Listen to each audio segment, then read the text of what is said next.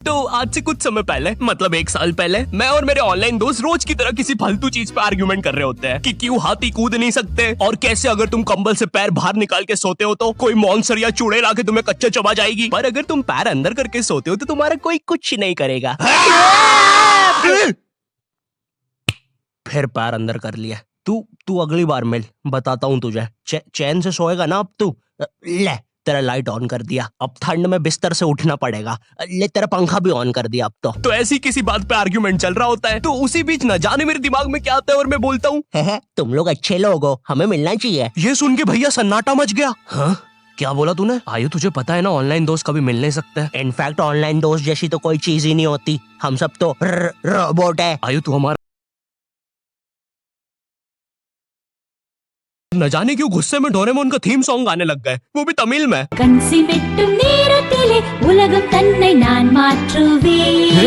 क्या? अब नहीं, ऐसा कुछ नहीं हुआ था। सॉरी गाइस, कुछ महीनों से जिंदगी थोड़ी सही नहीं चल रही है, इसलिए ऐसे जोक्स आ जाते हैं कभी कभार। खैर सरप्राइजिंगली मेरे ऑनलाइन दोस्तों ने मेरी मिलने वाली बात को सीरियसली लिया और इसी तरह हमारी Mumbai to Goa trip plan होती है जो कि दिसंबर में थी। तो अब फास्ट फॉरवर्ड करते हैं सीधा दिसंबर तक ट्रिप का टाइम। तो अब कुछ रीजन की वजह से मुझे मुंबई प्लेन की जगह ट्रेन से जाना पड़ता है। नहीं, मैं एयरपोर्ट पे फटाका लगाता हुआ नहीं पकड़ाया था। थे कुछ रीजंस, थी कि सच में थे। तो मैं रात में ट्रेन में बैठता हूँ और सुबह में मुंबई पहुंच जाता हूँ। अब जो मुंबई पहली बार आता है ना, वो ना अलग अलग चीजों को देख के चौंकता है, जैसे वड्डी वड्डी बिल्डिंग्स, वड्डे वड्डे सुपरस्टार्स। और इधर मैं जैसे ही मुंबई के स्टेशन पे उतरा, ओ बहन की एलिवेटर स्टेशन पे, वो भी भाई साहब इसको एस्केलेटर बोलते हैं। एलिवेटर मतलब आंखों पे भरोसा ही नहीं हो रहा है। मैंने मम्मी को फोटो खींच के भेजी, मम्मी एलिवेटर, वो भी स्टेशन पे। भाई साहब एस्केलेटर होता है। देखो ये हमारे स्टेशन पे नहीं होते हैं, हमें पूरा ब्रिज पैरों से चढ़ना पड़ता है। और मेरे गांव के ब्रिज पता है बादलों में होते हैं। वो ब्रिज को इतनी ऊपर होने की जरूरत भी नहीं है, उसको किसी इंजीनियर ने भी नहीं बनाया है। ये गाँव के लोगों ने मस्ती मस्ती में उसको इतनी ऊपर तक बना के आ गए हैं। अब वो स्टेशन का ब्रिज ना आउटर स्पेस तक पहुंच चुका है। साला कुली लेके भी जाओगे ना तो थोड़ा ऊपर जाके तुम्हारी कुली को भी कुली करना पड़ जाएगा।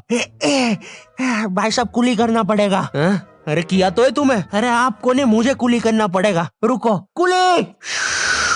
हाँ जी भैया, इन्हें ऊपर तक छोड़िया हो यार। अरे पागल हो क्या मियाँ, ऊपर तक जाना है तो स्पेस सूट किधर है तुम्हारा? और ऑक्सीजन सिलेंडर लेके आए कि नहीं? ऊपर ऑक्सीजन बहुत कम है, हम लोग क्या बहुत ऊपर खड़े हैं मियाँ। देखो यहाँ से वो माउंट एवरेस्ट भी दिखता है। देखो आज की रात तो हमें ये सीढ़ियों पे सो के गुजारनी पड़ेगी। ऊपर पता नहीं कहाँ के खूंखार जानवर घूमते हैं। और सबसे जरूरी बात, हम लोगों के बीच में मैं सोऊंगा। मुझे मुंबई से अपने स्टेशन जाने में 10 घंटे लगते हैं और फिर अपने ही शहर के स्टेशन से घर जाने में 6.25 महीने। अब तुम बोलोगे नॉट योर टाइप, तो बहुत ही विलेज पीपल है। हाँ तो ठीक है, हूँ मैं, नहीं होते हमारे यहाँ पे एक्सेलरेशन। भाई उसको एस्केलेटर। वीडियो को आगे बढ़ाते हैं। मुंबई जाने से पहले मुझे ऐसा लगा था कि वहाँ पे सब लोग मचाएंगे, येड़े चाले सीधे चाले, इस तरीके से बात करते होंगे। तो मैं भी ना फुल रेडी था। मैं स्टेशन से बाहर निकला और एक ऑटो रोका। तो सबसे पहले तो मैंने अपनी ट्रेन में खरीदी हुई 24 कैरेट आइस डायमंड चेन आगे करी। मैंने 20 रुपए में खरीदी थी, आगे अपना टाइम आएगा भी लिखा था, क्योंकि मुंबई में थे यार, थोड़ी अमीरी दिखनी चाहिए। कौन है अंबानी? है किधर रहता है वो? है क्या उसके पास ये? तो वो ऑटो वाला पूछता है किधर जाओगे? इधर मैं फुल मुंबई के स्वैग में। क्या बोलते ऑटो वाले? चाचा अंधेरी चलोगे क्या? चलो ना, मचाते ना अंधेरी में चल के। अंधेरी में तुम उजाला लेके आओ। ऑटो में क्यों बैठे हो? लैम्बोर्गिनी लाओ। ये अंधेरी में तुम आओ। क्यों चाचा? अरे भाग मादर है, कड़कती धूप में मुजरा दिखा रहे मेरे को। अभी भी ज्यादा दूर नहीं गए, ऑटो से चीप सकता हूँ। हम लोग हमारी मुंबई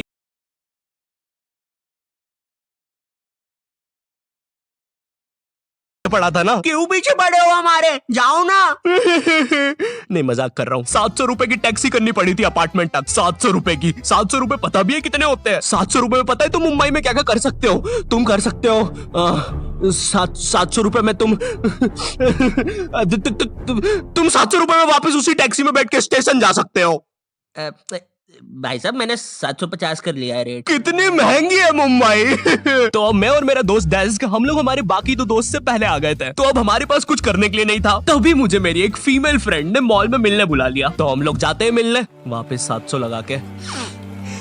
ये मुंबई भी ना। तो मेरी दोस्त ने ना मुझे एक मूवी देखने बुलाया था, अवतार। मूवी में ज्यादा कुछ खास था नहीं, कुछ नीले लोग नंगे होके पानी में भाग रहे होते हैं रोबोट मशीन से बच के। ये मूवी मैंने 3D में देखी थी, ज्यादा कुछ चेंज नहीं हुआ। अब बस वो नंगे लोग मेरे साइड से निकल के भाग रहे थे। हम ये जंग जीत के रहेंगे। सर वो सब तो ठीक है, वो आदमी कौन है?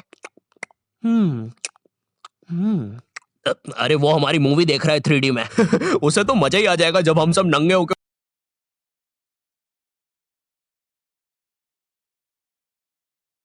जिमी मैंने तो अपने हाथ भी गीले कर लिए सुसु से। जैसे ही मैं नंगा होके उसके पास से भागूंगा अपने हाथ उस पे लपलपा दूंगा। चीटों से उसे लगेगा मूवी और रियल है। मेरी जिस फ्रेंड ने मुझे मॉल में बुलाया था उस दिन उसका बर्थडे था और मैं इधर बेशरम बेहया खाली हाथ गया था, बिल्कुल उस लेंडू बच्चे की तरह जो बर्थडे पार्टी में खाली हाथ आ जाता है। फ्री का नमकीन और केक दे दो बस उसे। तो ये बच्चा इधर मैं था। चीजें अभी इधर खत्म नहीं हुई है। उस बंदी ने फिर मुझे गिफ्ट दे दिया।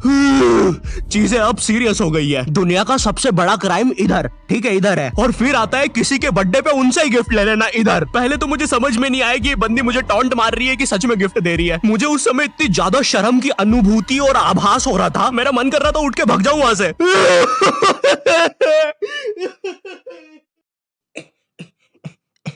अरे वो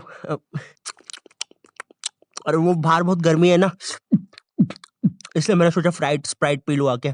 और पेरी पेरी फ्राइज भी मेरे फेवरेट है।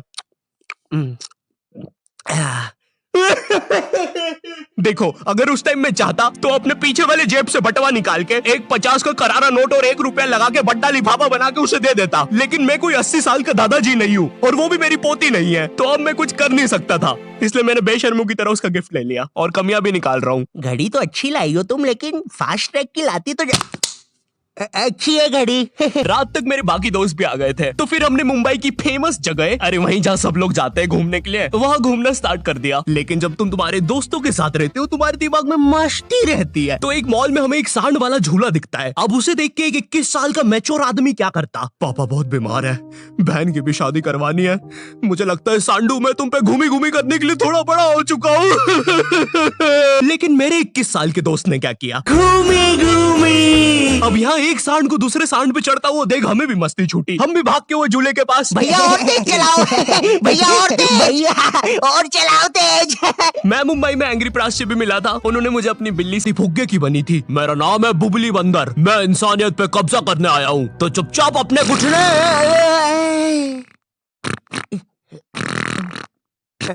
है दोस्त, क्या तुम प्लीज मेरी बूंद में हवा भर सकते हो? मुझे तुम्हारी दुनिया पे कब्जा करना है प्लीज। मुझे कोई दिक्कत नहीं है।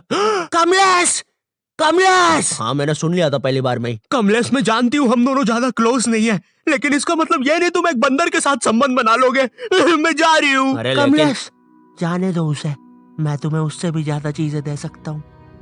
मुंबई के बाद हम लोग निकलते हैं गोवा के लिए। गोवा काफी चिल जगह थी। मैं वहाँ पर काला भी हो गया था। दिन भर बीच पर धूप में भटकने के कारण सच में राइड्स वगैरह कर सकते हो, जैसे जेट स्की। इसमें ना तुम्हें आगे टंकी पे बिठा लेंगे बच्चे की तरह और पानी का एक चक्कर काट के वापस ले आएंगे।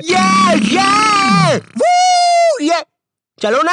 अरे हो गया भैया, अरे हम तो किनारे से ही वापस आ गए। इसके बाद आती है कुछ जानलेवा राइड्स, डेंजर राइड, जिसमें तुम्हें बोट से समुद्र के बीचों बीच ले जाएंगे और पतंगा बना के उड़ा देंगे। एक और चीज रहती है, जब तुम समुद्र के बीचों बीच पहुंचते हो ना, तो वो बोट वाला तुमसे पूछता है कि तुम्हें पानी में जाना है क्या। तो अब यहाँ पे जिसको तैरना नहीं आता है वो तो कुछ नहीं बोलेगा, लेकिन उस समय मेरे दिमाग में पता नहीं क्या चल रहा था कि मुझे पूरे गोवा के एक्सपीरियंस लेने हैं। मुझे तैरना नहीं आता है, मैं उतर गया समुद्र में। शुरुआत के 3.25 सेकंड तो कुछ भी नहीं हुआ, फिर पानी मुझे नीचे खींचने लगता है।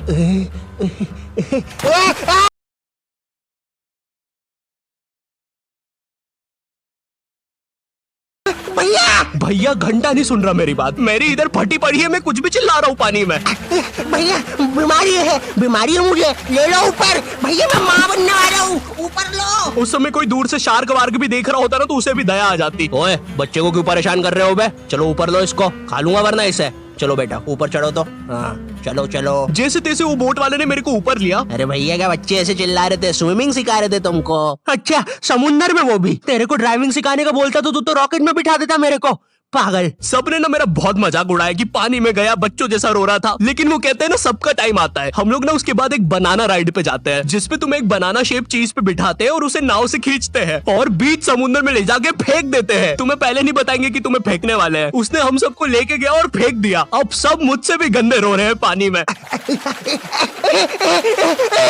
भैया हम मर गए। पीछे लाइफ गार्ड आ रहा है। अरे भैया इतनी दूर जाओगे तो सच में मर जाओगे। मेरे पास क्लिप पड़ी इधर सबकी रोते हुए, मैं लगा दूंगा। मैं तो करना अरे कुछ नहीं होता, नहीं करना भाई, मरना क्या, चुप रहो। नहीं करना भाई।